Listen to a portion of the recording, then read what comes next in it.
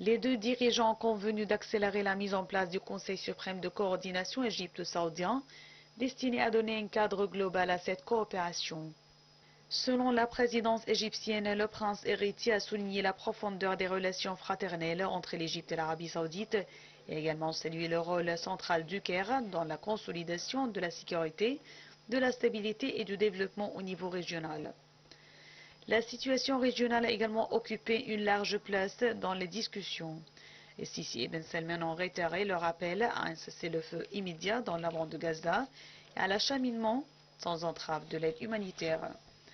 Ils ont rejeté toute tentative de déplacement forcé des Palestiniens, de réoccupation militaire israélienne du territoire, appelant aussi à la libération des otages et des prisonniers. En outre, le président Sisi a assuré son soutien aux initiatives diplomatiques saoudiennes, en particulier à celles qui défendent une solution fondée sur deux États.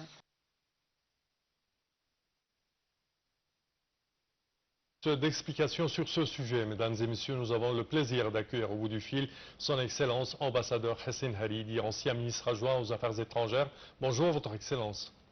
Bonjour, monsieur, dame. Alors, premièrement, selon vous, quels étaient les objectifs de cette visite du président de la République en Arabie Saoudite et ses rencontres ou sa rencontre avec le prince héritier et premier ministre de l'Arabie Saoudite, le prince Mohammed Ben Salman? Je pense que cette visite éclair avait pour objectif de coordonner les positions égyptiennes et saoudiennes concernant la situation régionale, et plus particulièrement en vue de la prolongation de la guerre d'agression menée par Israël contre le peuple palestinien, soit dans la bande de Gaza ou en Cisjordanie. Et moi, personnellement, je pense que cette visite et ces résultats représentent une nouvelle étape dans les relations bilatérales entre l'Égypte et l'Arabie saoudite. Oui, ça allait être ma deuxième question. Alors, comment estimez-vous la relation entre les deux pays, l'Égypte et l'Arabie saoudite à présent? Moi, à mon avis personnel, je pense que ces relations représentent un axe important, primordial pour le monde arabe et plus particulièrement pour les pays du Golfe et les pays du Levant et pour l'Égypte. De point de vue historique et stratégique, quand les relations bilatérales entre les deux pays sont bonnes, et il y a, dans la mesure où il y a une coordination étroite dans leur position vis-à-vis de la situation régionale, alors le monde arabe, les peuples arabes, les gouvernements arabes ont été toujours dans une position de force. Et je peux dire aussi que dans une position de dissuasion.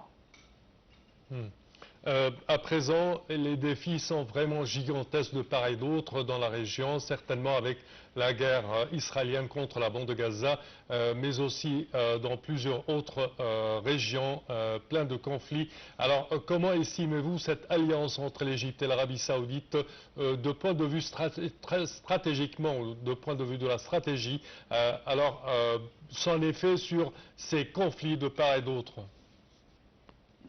Premièrement, personnellement, je ne peux pas parler d'une alliance entre les deux pays. Une alliance, c'est un mot, c'est un concept qui a des aspects militaires. Mais si vous utilisez le mot d'alliance pour décrire la situation, de bonnes relations, des relations étroites, alors d'accord, on peut discuter, on peut argumenter dans ce contexte-là, mais une alliance dans le sens comme, par exemple, l'OTAN, non, je ne crois pas. Mais en tout cas, je pense que après cette visite, je pense que ces relations vont être relancées de nouveau sur de nouvelles bases pour faire face à de nouvelles menaces stratégiques qui pèsent et qui pèseront sur le Moyen-Orient et sur la zone du Golfe. Oui. Quelle est l'importance de cette coopération, je dirais pas alliance, mais coopération entre l'Égypte et l'Arabie Saoudite dans le contexte géopolitique actuel dans la région? Et moi, ces relations représentent la colonne vertébrale pour les intérêts arabes et les droits du peuple palestinien et l'indépendance des pays arabes face aux puissances régionales, spécialement Israël. Alors moi je pense que ces relations entre les deux pays sont une priorité absolue pour les États arabes et pour le système arabe du point de vue stratégique. Merci beaucoup, messieurs, dames. Merci beaucoup. Merci à vous, monsieur l'ambassadeur Hessein Haridi, ancien ministre adjoint aux Affaires étrangères. Chers téléspectateurs, une petite pause, je vous retrouve tout de suite. Les deux dirigeants ont convenu d'accélérer la